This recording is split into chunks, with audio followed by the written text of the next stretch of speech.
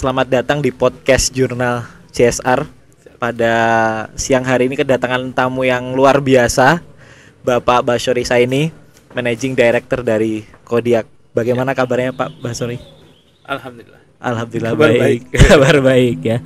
Pak Basyori ini memang tokoh yang sudah lama kita dengar begitu ya, dengan berbagai macam kiprahnya, baik di dunia CSR, kemudian juga konflik resolution yang nanti mungkin kita juga akan cerita, termasuk juga bagaimana melakukan pemberdayaan masyarakat berbasis pada optimalisasi potensi komoditas yang ada di berbagai macam wilayah di Indonesia.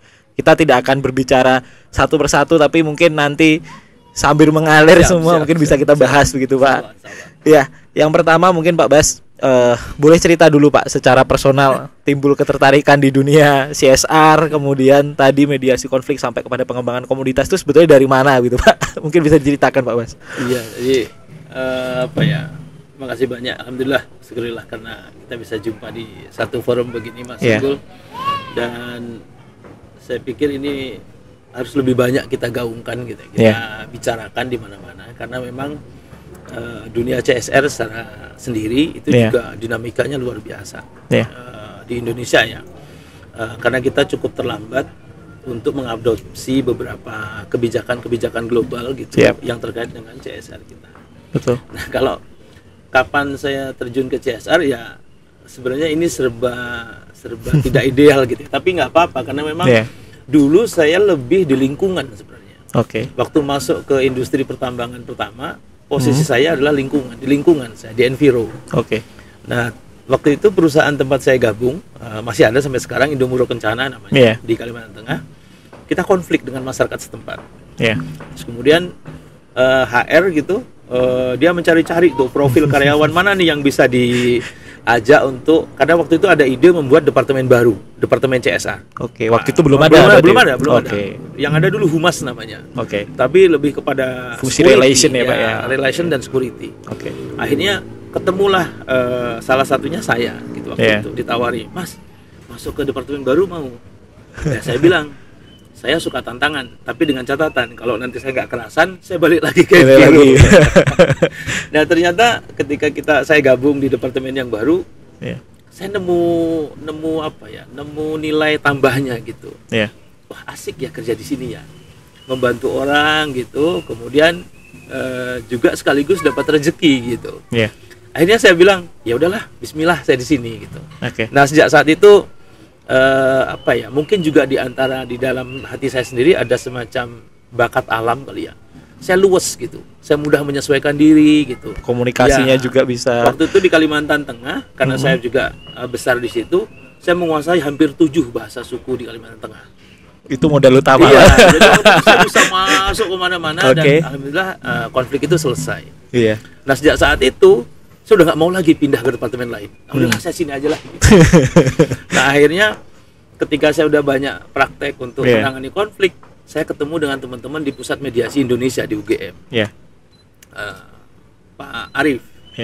Pak Arif bilang ke saya, "Mas, Saman ini bisa nyetir tapi nggak punya SIM gitu." Ayolah Pak, kalau ada ujian SIM-nya mediator saya ikut lah gitu kan. Ditawari waktu itu ikutlah di UGM selama 2 minggu. Nah, akhirnya ya sekarang saya punya SIM dan saya narik gitu. Sebagai mediator juga gitu. Tapi lebih kepada itu ya sebenarnya kita ingin apa ya? Kita ingin membangun Indonesia itu dengan damai. Kita tidak ingin konflik itu ada terus gitu ya. Kemudian dipelihara gitu, sebenarnya kita nggak nih. Karena konflik itu merugikan banyak pihak.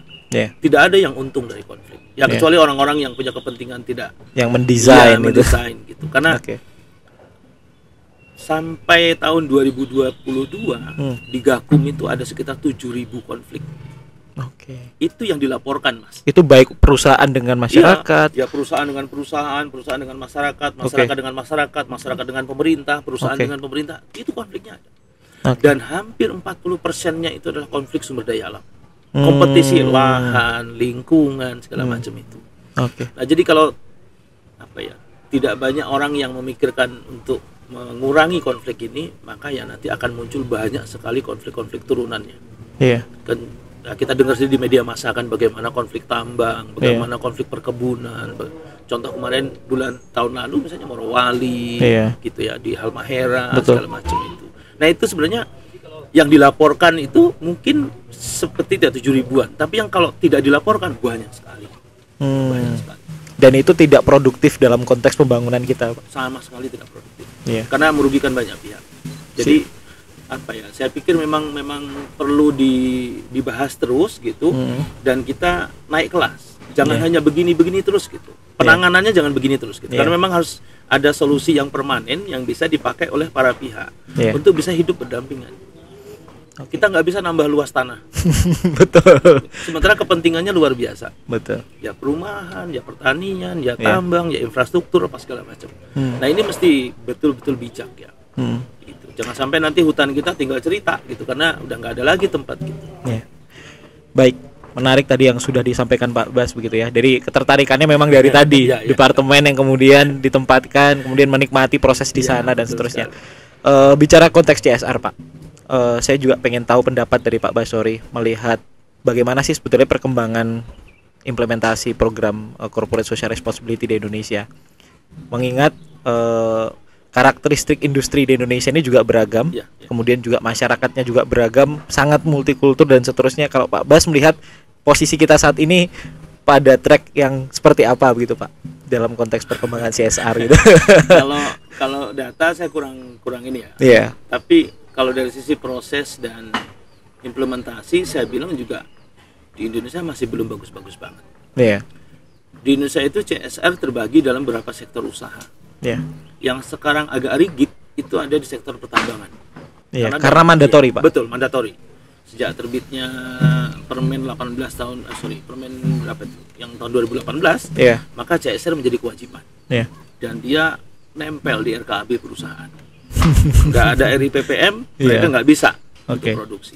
Itu di pertambangan. Bagaimana di sektor yang lain, misalnya perkebunan, manufaktur dan sebagainya, belum banyak implementasinya. Maka saya ingat tahun 2018 sebelum permen itu turun. Waktu itu ada diskusi dengan Mas Jalal. Indonesia tidak hadir di forum PBB untuk SDGs. Nggak ada yang hadir. Saya tanya, Mas, kenapa nggak berangkat? Mas Jalal bilang, kamu mau dibully orang sedunia. Karena ternyata kemiskinan kita di Indonesia tinggi sekali. Nah, akhirnya muncullah kelompok kecil gitu. Pemerintah kemudian nanya, ini gimana ya caranya ya supaya kemiskinan ini menurun gitu. Coba dong kita overlay gitu. Peta-peta kemiskinan itu ada di mana? Ternyata di sekitar perusahaan tambang banyak sekali. Ini akhirnya jadi fakta yang benar. Iya, betul. Di sekitar perusahaan-perusahaan konsesi pertanian sawit banyak sekali. Loh, ini kok bisa gitu. Padahal harusnya mereka memunculkan pertumbuhan ekonomi di sana. Nah, akhirnya mulailah ketemu jalannya. Ini mereka yang ada di sini nih sebenarnya ngapain gitu selama ini? Kok dampaknya jadi begini gitu. Betul. Dampaknya itu salah gitu dengan yang didesain di awal. Baru muncullah ide-ide, oke lah kalau gitu. Kalau cuman tidak mandatori, mereka tidak mengerjakan, kita bikin wajib aja lah gitu. Kita kalau tidak mengerjakan berdosa nih. Berdosa, gitu. betul. Melekat gitu. Jadi akhirnya muncullah permen yang mengenai CSR itu. Nah itu sebenarnya seperti itu. Jadi sekali lagi kembali ke pertanyaan Mas Unggul tadi, ya dinamikanya begitu di Indonesia. Perusahaan-perusahaan kita besar dan kecil itu belum punya visi dan misi yang jelas betul. Nah, saya tidak bilang semuanya. Mungkin ada sebagian yang sudah bagus gitu. Tapi sebagian masih belum. Tadi contoh misalnya bagaimana perusahaan melakukan social mapping, kemudian memitigasi risiko sosial yang ada di situ, kemudian juga memitigasi risiko-risiko lapangan kerja yang mungkin bisa melibatkan masyarakat lokal, kemudian mereka lakukan gitu. Nah itu belum seperti yang kita harapkan. Artinya harus ada purpose di dalam berbisnis itu memang belum. Harus. Benar. Jadi tidak hanya aspek profitabilitas ya Pak. Betul. Dan perlu juga teman-teman pahami tadi saya cerita di awal. Hampir semua IUP pertambangan yang ada di Indonesia itu selalu berada di perkampungan, di pemukiman warga. Mau nggak mau sekarang.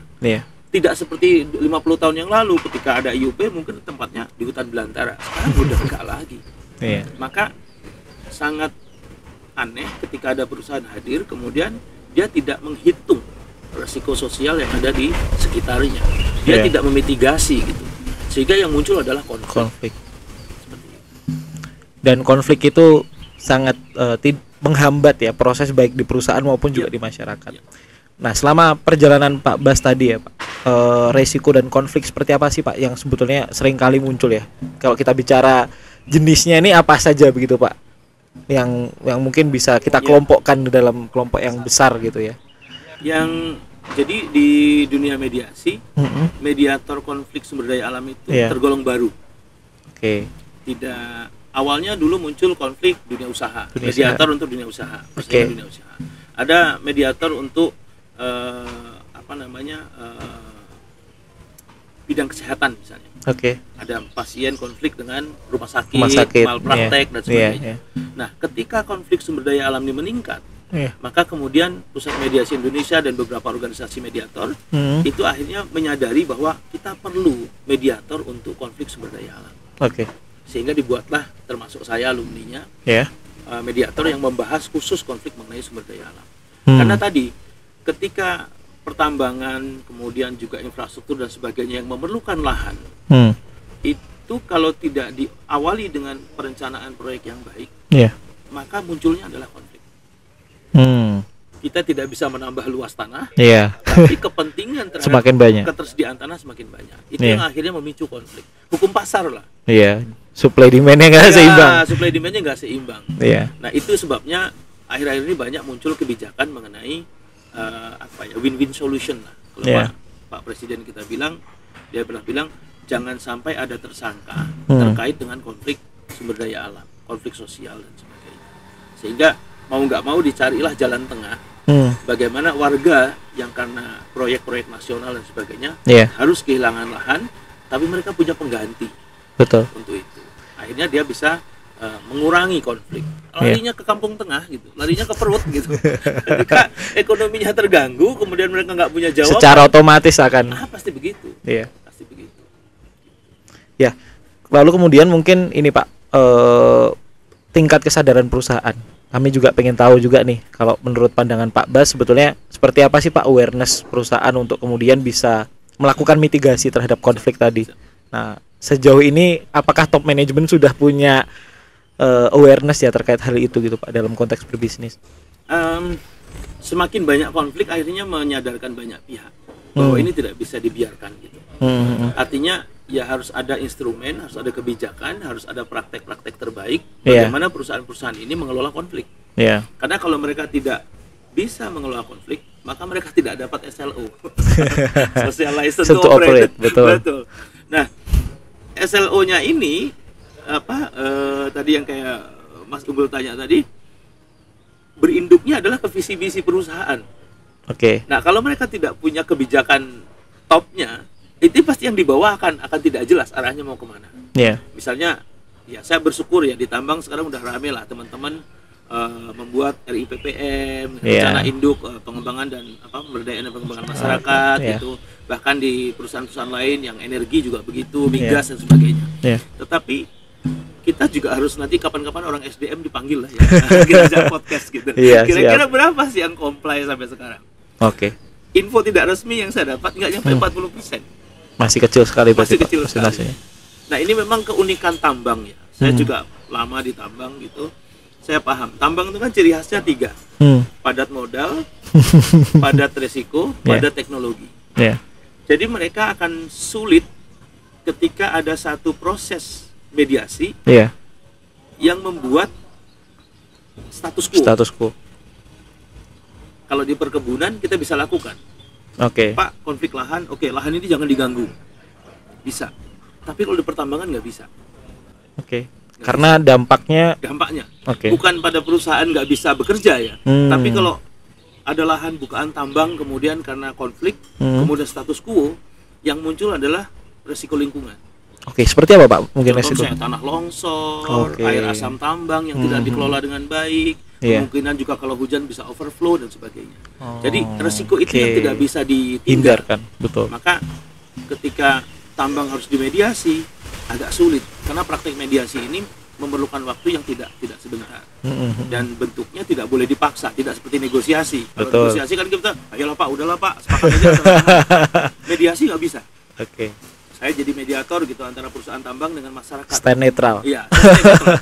Saya tidak boleh mengarahkan masyarakat, tidak boleh juga mengarahkan perusahaan. Intinya saya hanya sebagai orang yang menyaksikan mereka berdiskusi, memediasi konflik. Yang bisa saya lakukan adalah menjelaskan kalau ada kendala komunikasi. Gitu. Oke. Juga menjelaskan kepada perusahaan kalau ada aturan-aturan yang mereka langgar. Gitu. Sehingga nanti mereka sama-sama berpikir, punya posisi tawar yang sama, yang equal gitu, tidak ada yang kuat, tidak ada yang lemah. Kemudian mereka bersama-sama mencari solusi terbaik buat mereka bisa hidup berdampingan. Selama proses itu kan tentu tidak hanya berpaku pada SOP, pada proses yang baku. Ada banyak seninya nih, Pak. Ya gitu. Jadi yang diasah mungkin sebagai mediator juga ada aspek artnya, ada aspek yang pemahaman teknis. Gimana, Pak Bas? Teman-teman mediator itu apa ya? Yang pasti ini umumnya ya, tahan tekanan. Karena di mediasi itu juga luar biasa. Ada teman-teman kita mediator yang akhirnya apa ya? Mengalami tindakan-tindakan kekerasan. Banyak. Begitu juga ketika hadir di suatu tempat, teman-teman mesti punya pemahaman yang utuh bagaimana local culture di situ. Betul. Bagaimana local wisdom di situ. Ya tidak semua orang bisa memahami dengan baik, tapi ada juga orang-orang yang bisa gitu. Contoh, saya pernah menangani di Maluku Utara, saya pernah juga menangani di Sumatera misalnya, ya kita menyesuaikan diri karena memang kita tidak datang dengan senjata, kita hanya datang dengan kata-kata, dengan sentuhan, dengan ajakan gitu. Nah ini memang perlu kemampuan tersendiri, teman-teman ada yang mengikuti training untuk itu. Jadi mediasi konflik itu berjenjang gitu, teman-teman bisa ikut banyak di situ. Dan yang lebih penting adalah kemampuan untuk pemetaan. Itu malah justru yang itu penting banget. Jadi sebelum datang ke satu lokasi konflik di mana kita bertugas, ya kita mesti dapat profil konfliknya kenapa, aktornya, konflik dasarnya karena apa? Oh, sumber daya alamnya apa? Apakah rebutan tanah, apakah rebutan air, apakah tapal batas dan sebagainya. Itu mesti betul-betul teman-teman pahami, sehingga nanti ketika ada ke lapangan, teman-teman sudah ada clue-nya yang bisa dipegang, kemudian itu bisa menjadi step-step untuk tindak lanjut seperti itu. Dan yang lebih penting juga adalah jejaring. Teman-teman mesti mudah untuk membangun jaringan dengan teman-teman yang lain karena memang di tiap-tiap daerah itu konflik kita bermacam-macam, spesifik sekali gitu. Ada yang konfliknya sebentar gitu, yang mungkin sebulan 2 bulan ya selesai. Bahkan penyelesaiannya kadang tidak terduga ya, Pak. Tidak terduga. Makanya teman-teman mesti kreatif gitu. Mesti kreatif. Contoh kayak di Halmahera lah waktu kita dampingi di sana. Itu konfliknya selesai dengan sendirinya ketika masyarakat disibukkan dengan kegiatan-kegiatan yang produktif. Ayo mah, udahlah nggak usah ikut konflik, kita bikin kopra aja gitu. Ayo kita bikin ini. Akhirnya mereka mereka hilang gitu. Konfliknya mereka lupa. Tapi kalau dipelihara, nggak ada kerjaan, hari-hari cuma ngomongin itu aja gitu, ya udah lama itu konfliknya. Tapi kalau bisa diintervensi dengan kegiatan-kegiatan yang produktif yang membuat mereka sibuk, nah itu biasanya konflik akan cepat selesai. Tadi mungkin beberapa situasi yang juga disampaikan. Kalau bicara strategi, Pak, dari sisi perusahaan apa saja yang bisa dilakukan secara utuh gitu, Pak, dalam mengelola ini ya? Jadi kalau di perusahaan pasti ini ngomongnya perusahaan legal. Perusahaan legal, Pak. Kepada perusahaan yang misalnya pertambangan lah, kita ambil contoh pertambangan atau perkebunan misalnya. Ketika mereka sudah dapat izin dari pemerintah untuk beroperasi, maka langkah yang paling tepat adalah tadi mitigasi risiko sosial itu. Bentuknya boleh pemetaan sosial, boleh juga yang lain-lain, silakan. Pemetaan stakeholder. Yang penting informasinya tetap bisa tersampaikan. Jadi mereka harus betul-betul memahami karakter daerah di mana mereka beroperasi. Masyarakatnya pekerjaannya apa? Kemudian hasilnya apa, dijual kemana, budayanya apa, sejarahnya bagaimana. Karena mohon maaf ya, kita sekarang sedang ramai juga mengenai konflik-konflik kalau saya bilang suku ya, lebih ke suku. Kayak komunitas adat seperti itu. Kenapa? Karena di banyak tempat komunitas adat sekarang itu terancam juga. Betul. Jadi kalau konflik adat tanah misalnya sumber daya alam, yang paling krusial ketika ada orang yang menanya, Pak, mana bukti kepemilikan lahan? Nggak ada dokumen. Kalau di komunitas. Tapi perusahaan secara legalitas dia punya dokumennya. Nah ini akhirnya membuat posisinya tidak sama. Nah posisi yang tidak sama ini menimbulkan kelompok-kelompok marginal yang tadi secara kedudukan mereka kalah. Nah kalau sudah begini modelnya, maka konflik yang muncul. Maka saya himbau kepada teman-teman dunia usaha yang nanti beroperasi di banyak tempat, ya pahami culture di situ. Setelah mereka memahami, petakan dengan baik. Pahami resiko sosialnya apa. Pak, kalau lahannya saya ambil, sementara dia petani, besok dia nanam apa? Berapa lama nih duit ganti rugi lahan bisa mereka pakai untuk bertahan hidup? Setelah itu mereka mau kemana? Harus ada. Nah ini yang penting banget teman-teman. Maka CSR, kemudian juga bisnis, proses di dalam perusahaan ini nggak bisa ditinggal. Artinya jangan pernah memandang CSR itu di luar operasi. CSR itu harus masuk di dalam operasi. Di dalam rencana operasi perusahaan harus masuk. Akhirnya asik sendiri kan, nggak lucu. Iya, nggak lucu, nggak sinkron gitu. Betul. Masalahnya polusi, yang dikasih uang debu. Itu yang banyak menimbulkan. Nah setelah itu baru nanti resiko yang mereka mitigasi kemudian dimaterialkan.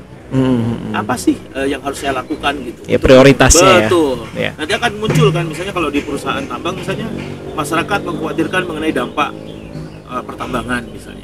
Ya udah, nanti dampaknya apa? Orang enviro kelola. Kalau dampaknya debu ya siram.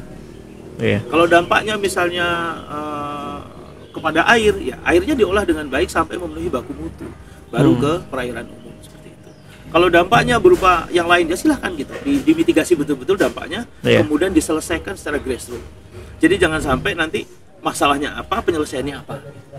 Nah baru nanti hal-hal yang juga begitu. Misalnya seperti dampak terhadap sosial masyarakat banyak terjadi di perusahaan ketika masyarakat itu menjadi berubah ketika banyak influx tenaga kerja ke satu tempat. Nah itu orang dari seluruh Indonesia kumpul di satu tempat, tidak siap dengan perubahan culture itu. Akhirnya masyarakat di situ menjadi berubah. Yang dulunya baik-baik saja menjadi konflik. Banyak sekali. Jadi itu yang penting teman-teman. Dan jangan lupa juga nanti perusahaan juga harus manajemen harus betul-betul komit untuk mengalokasikan anggarannya untuk yang mitigasi risiko sosial seperti ini. Jangan sampai nanti begitu eksekusi tarik ulur. Kalau bisa sekian aja, nggak usah banyak-banyak lah. Di-adjust aja akhirnya. Akhirnya nanti dampak terakhirnya itu yang menerima masyarakat. Dan cost-nya bagi perusahaan juga lebih besar akhirnya untuk penyelesaian. Jadi tidak ada pakem bahwa perusahaan produksinya kecil, dana CSR-nya kecil, nggak tentu. Karena nanti dampak itu sangat ditentukan oleh kemampuan mereka mengelola risikonya. Menarik tadi yang disampaikan Pak Bas bahwa bagaimana CSR harus bisa terintegrasi di dalam proses operasi perusahaan gitu ya. Dan akhirnya mampu menjawab berbagai macam persoalan baik bisnis maupun juga yang ada di masyarakat. Lalu kemudian peran berbagai macam pihak Pak yang selama ini biasa terlibat di dalam mediasi konflik itu sebetulnya siapa saja sih Pak yang punya andil di dalam proses mediasi itu gitu Pak?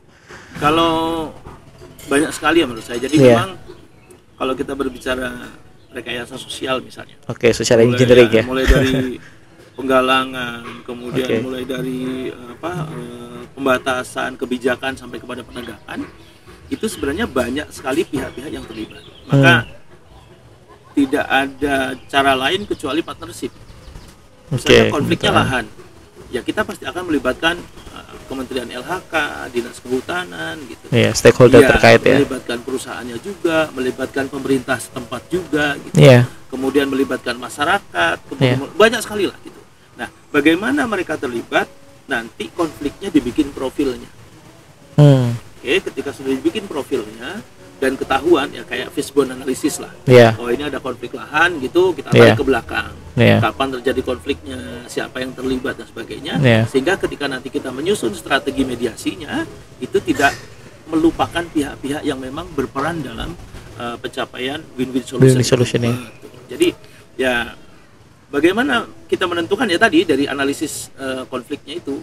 Setelah analisis konfliknya selesai, baru kita akan undang para pihak. Di situ muncullah beberapa stakeholder. Betul sekali, ada aparat kepolisian, ada. Nah, pertanyaannya susah nggak Pak selama ini membangun multi stakeholder partnership itu? Susah ya. Susah ya dari mana Pak? Kadang-kadang susah pakai banget gitu kan. Karena tadi kita itu ketika berbicara mediasi, itu para pihak yang tadi saya sebut itu frekuensinya nggak sama. Mereka bawa agenda masing-masing. Iya. Udahlah nggak usah lama-lama lah, besok kita putusin aja. Oke. Seperti itu. Udah itu masyarakat dari dulu memang begitu gitu. Akhirnya selalu blamingnya ke situ. Padahal masyarakatnya juga bingung. Kami perasaan dulu sebelum ada perusahaan baik-baik saja gitu. Ketika ada perusahaan kok jadi gini gitu. Ya itu yang kadang-kadang karena tadi frekuensinya tidak sama. Maka lead mediasinya itu mesti betul-betul sabar. Oke. Berkunjung ke sana, hanya untuk menyampaikan message bahwa Pak, kita ada konflik. Kami perlu bantuan Bapak untuk berkontribusi dalam penyelesaian konflik ini. Bagaimana nanti Bapak berperan, kita akan bantu. Seperti itu. Itu satu kesulitannya. Yang kedua adalah faktor pembiayaan. Ini serba sulit karena mediasi tidak boleh dibiayai oleh para pihak yang bermasalah. Harus ada pemerintah yang turun tangan. Misalnya Kementerian Sosial, Kementerian ESDM dan sebagainya. Mereka lah yang seharusnya meskipun mohon maaf nih, tadi saya bilang tambang tidak bisa dimediasi, tapi harusnya mereka aktif untuk membangun itu. Misalnya ada konflik pertambangan seperti di Sulawesi Tengah kemarin. Ya harusnya Kementerian Pertambangan turun gitu. Iya, karena memang nggak mungkin dibiayai oleh. Nggak mungkin. Dan harus diingat perusahaan itu hadir atas izin pemerintah. Maka ketika dia konflik dengan masyarakat setempat, pemerintah punya. Betul, pemerintah yang memberi izin mesti turun tangan. Betul. Mas ini mas, kok konflik sih gitu? Iya, padahal kemarin kajian kita udah. Karena ada FS-nya, ada AMDAL-nya, ada segala macam. Tapi ternyata ada yang ketinggalan gitu. Kita masukkan dalam proses itu. Nah ini harus turun gitu. Nah inilah yang kadang-kadang juga menyulitkan. Menyulitkannya apa? Ya tadi ketika konflik sudah terjadi, kemudian para pihak ini belum sadar bahwa ini harus segera diselesaikan. Betul. Nah, ini satu. Yang kedua, yang ketiga adalah ini saya mohon maaf, saya juga mengkritisi mengenai pendekatan. Jadi banyak perusahaan-perusahaan kita itu selalu pendekatannya security. Ada konflik panggil aparat. Terutama sektor pertambangan juga. Betul. Pertambangan, perkebunan, segala infrastruktur yang high impact project. Itu rata-rata pendekatannya security. Kenapa? Karena proyek harus selesai tepat waktu. Yang paling keras untuk bisa dorong itu. Mau nggak mau dorong terus namanya gitu. Nah sementara masyarakat kita yang ada di situ itu akhirnya berada dalam dilema. Mereka mengalah, haknya hilang. Mereka melawan, ada konsekuensi hukum. Maka kasus Rembang, yang sekarang di Banyuwangi, Morowali, segala macam, mau tidak mau di ujung-ujungnya adalah masyarakat yang harus meninggalkan tempat, jadi korban. Saya tidak bilang bahwa ini semacam ketidakadilan, bahwa proses pembangunan memang selalu memerlukan jadi ada eksesnya gitu ya. Tapi menurut saya adalah eksesnya ini sebenarnya bisa dikelola dengan baik ketika dari awal kita sudah sadar bahwa proyek ini dampaknya seperti ini, proyek ini dampaknya seperti ini. Ya selalu kalau pembangunan kita ingin proyek itu berdampak positif, tapi jangan lupa dalam prosesnya itu ada ekses negatifnya. Nah ini yang harus ada sabuknya, social beltnya mesti ada. Kalau tidak ada ya tadi akan muncul banyak sekali kasus-kasus yang terkait dengan kegiatan itu. Ya, menarik memang kalau kita bicara spektrum permasalahan tadi memang sangat kompleks sekali gitu Pak. Dan banyak studi kasus yang sebetulnya bisa kita pelajari. Mungkin juga kalau dalam konteks mediasi Pak, sebetulnya apakah memang selama ini perusahaan juga sudah menyadari proses itu dengan baik gitu ya? Artinya menyerahkan ini kepada yang profesional atau seperti apa Pak Bas melihat Pak? Jadi di LHK ada divisi Gakum. Nah, divisi Gakum ini sebenarnya satu badan khusus yang dibangun untuk tadi memfasilitasi mengenai penyelesaian konflik-konflik sosial terkait dengan sumber daya alam. Jadi ya kehutanan lah ya, kehutanan, macam lingkungan juga begitu. Nah, dalam prakteknya memang perusahaan-perusahaan ini sebenarnya sadar ya bahwa itu yang Mas Unggul tanyakan tadi itu. Cuma ya tadi kendala di tataran prakteknya itu tidak semua yang tadi saya bilang sektor usaha bisa dimediasi. Gitu. Jadi kendalanya ada di situ. Kemudian yang kedua adalah mediasi sendiri sebenarnya barang baru di Indonesia. kemudian berkembang menjadi sebuah profesi yang distandarkan gitu, karena dia terbukti bisa membantu banyak pihak. Karena keuntungan mediasi itu adalah penyelesaian konflik secara damai. Gitu. Jadi kalau sampai ke pengadilan itu bukan mediasi. Yang muncul kalah menang. Selesai di pengadilan ketika palu diketok, tidak. Nanti keluar pengadilan yang kalah dendam, yang menang di bawah. Gitu, seperti itu. Sehingga saya mohon maaf tadi lupa pertanyaan Mas Unggul gimana? Kesadaran perusahaan untuk bisa penyelesaian itu secara sebenarnya mereka punya gitu. Jadi mereka melihat kita punya contoh banyak ya. Contoh di Kerinci, kemudian di Papua, itu banyak sekali konflik perkebunan itu selesai dengan mediasi. Dan itu bagus karena kuat ya. Karena para pihak ini memiliki kontribusi untuk membangun jalan damai tadi. Tapi kalau ke pengadilan enggak seperti itu. Atau mohon maaf kita negosiasi di lapangan, bikin berita acara. Itu pasti kalau kita telisik gitu, kita analisa lebih lanjut, selalu tidak win-win solution.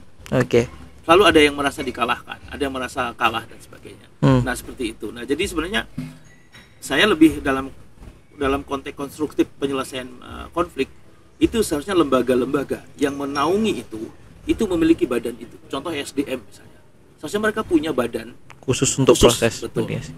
Seperti itu. Begitu juga di Kementerian Pertanian misalnya terkait dengan konflik lahan perkebunan dan sebagainya. Begitu juga di kehutanan dan sebagainya. Mereka harus punya badan itu. Karena kalau tidak, masyarakat nggak punya channel. Ngadu kemana ya? Karena kalau ngadu ke polisi, beda urusan lagi. Iya. Ya memang kalau tadi yang dengan penjelasan Pak Bas, memang mediasi ini kan menjadi salah satu alternatif yang paling pas dengan konteks kehidupan masyarakat kita. Lebih inklusif, lebih kemudian berkeadilan ya Pak, dalam tanda kutip, dibandingkan dengan beberapa cara penyelesaian konflik yang lain. Nah itu kalau selama ini kendala dalam proses mediasi apa saja mungkin Pak? Ya tadi kan gini, sebenarnya saya ingin mempromosikan mediasi ini kenapa? Karena sebenarnya banyak hal kalau dilakukan secara mediasi itu banyak keuntungannya. Contoh misalnya, biayanya lebih murah. Lebih murah ketimbang misalnya di proses pengadilan. Yang kedua, solusinya itu cenderung menjaga kehormatan masing-masing pihak. Karena setelah itu tidak ada tidak ada lagi konflik berkelanjutan gitu. Udah salaman berpelukan selesai. Terus yang ketiga, sebenarnya sistem pengadilan kita sudah hampir lumpuh sebenarnya. Ketika semua kasus itu masuk ke pengadilan. Gejalanya seperti apa? Munculnya vonis-vonis yang tidak berkualitas. Munculnya vonis-vonis yang menjadi pertentangan banyak pihak. Kok bisa? Padahal yang benar kan dia tuh. Kok justru dia gitu yang dihukum gitu. Terus yang ketiga adalah munculnya mafia hukum. Munculnya mafia hukum kemana-mana gitu, yang akhirnya orang dagang kasus. Betul. Terus yang keempat adalah dalam konteks tertentu sistem pengadilan kita itu justru membuka semacam pintu lain. Bukan untuk mengurangi konflik, tapi justru meningkatkan konflik. Maka Mahkamah Agung, karena teman-teman mediator itu nanti berlindungnya di MA, di Mahkamah Agung. Nah, itu yang akhirnya kemudian memunculkan mediasi ini. Contoh misalnya, ini mohon maaf kita berbicara konflik. Ketika ada kasus asusila, itu kalau di pengadilan menjadi terbuka, korbannya, pelakunya, gitu. Kita tidak tahu esensi transparan kasusnya semua seperti apa. Tapi kalau mediasi, ya berkumpul cuma bertiga, saksi, korban, sama pelaku, sama mediator. Udah kita jaga kerahasiaannya, mereka sepakat, pulang, sudah selesai. Martabat mereka terjaga. Penyelesaiannya pun juga ada. Betul. Dan itu bisa sangat cepat ketimbang pengadilan. Bayangkan satu kasus itu bisa bertahun-tahun kalau di pengadilan. Yang ini kalah nggak terima banding, yang ini menang masih kurang puas banding lagi. Tapi kalau di medical masalahnya sudah selesai, yakin, siap, terima semuanya, semua pihak menerima, siap, salaman. Berita acaranya kita kuatkan dengan notaris, kita bawa ke pengadilan, ketok palu. Bisa cepat sekali. Meskipun juga ada kasus mediasi yang lama, tergantung tingkat kesulitan kasusnya gitu ya. Nah masalahnya di mana sebenarnya masalah ini? Edukasi. Masyarakat kita belum percaya bahwa mediasi itu bisa dapat menyelesaikan. Yang kedua adalah masih di tadi masalah edukasi, karena juga kurangnya publikasi terhadap proses mediasi. Betul, mediasi.